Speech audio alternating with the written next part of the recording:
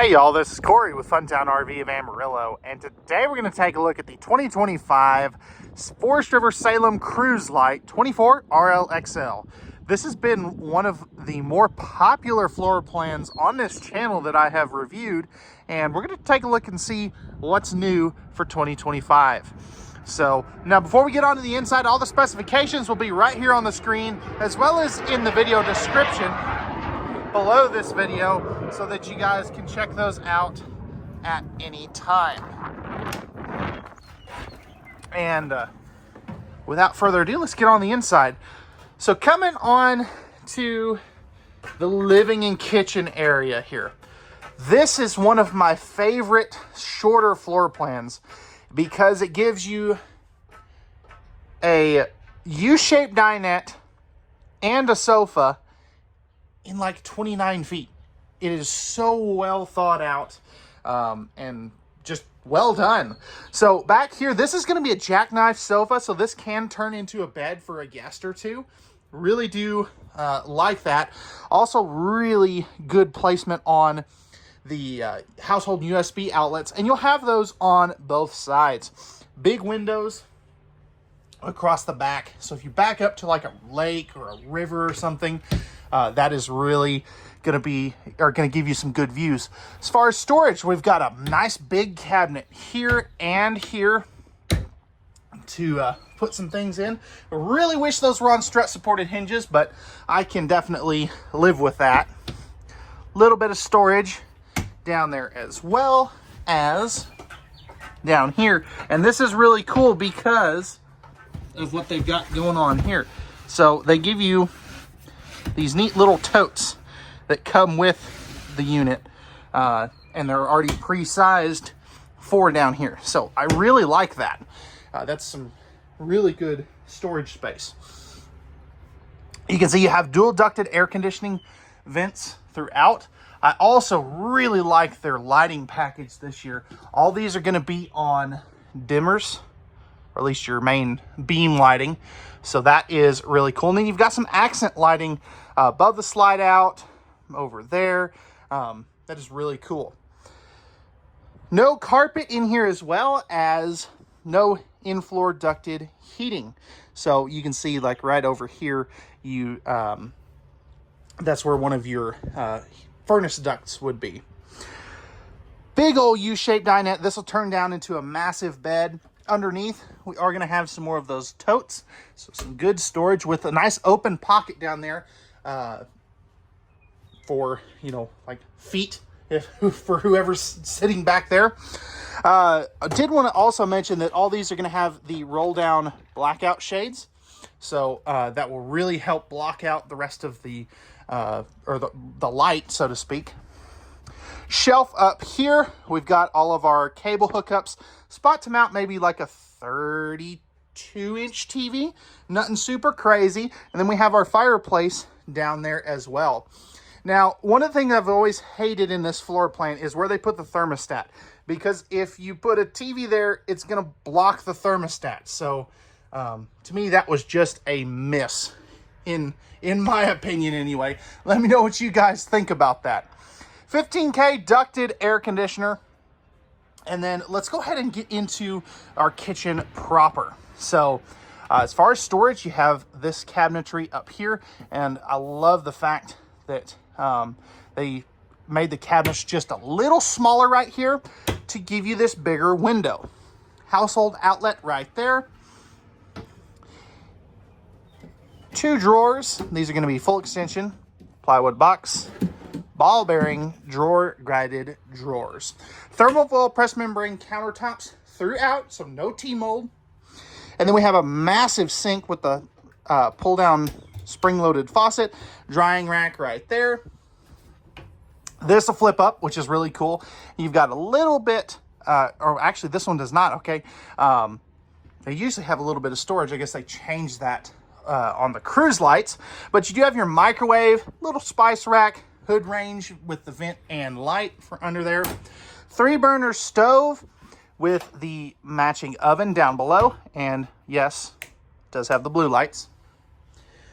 And then over here, we have got our 10.7 cubic foot, 12 volt DC compressor driven refrigerator.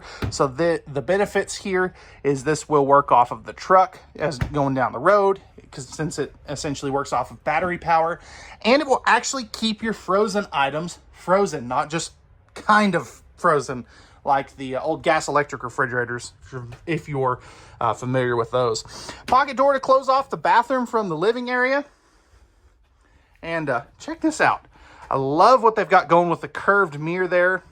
Nice countertop space. Underneath there, you are going to have some storage. More open cubby space here. We're also going to have our tankless water heater controls. GFI protected outlet. Vent fan right up there. So it is the 4-inch fart fan variety, but you could always upgrade that if you do want to. Linen storage right here. That is one thing this does very well. And you do also have a really nice sink here. That is really good size for some adult-sized hands. Toilet placement, flipping this bad boy around. That is very good. I've got plenty of room over here, plenty of room on this side. And then if we flip this around so you can see how much leg room I have, that's my legs all the way out straight. Right here, we've got a little chunk of some more storage. And then some more right there. Oh, interesting. 30 by 36 inch shower. Stepping up in here and flipping this bad boy around. I am 6'1" or 6'2", depending on what shoes I'm wearing. You can see my head hits the ceiling if I'm not in the dome, so I do have to kind of step right here to be able to stand all the way up, but you can kind of see that idea. It's got plenty of width, plenty of depth, really good size shower. But if you're much taller than me, you'll definitely kind of have to hunch over. Another pocket door to close off the bedroom. Then we have a king size VersaTilt bed. So this is going to lay flat when it's time to go to bed, or you can have it like I've got it set up here. Household and USB outlets, you'll have some on that side. It's kind of hard to show you, but they are there.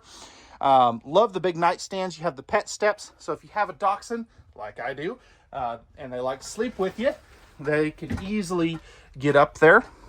More storage here. More storage there.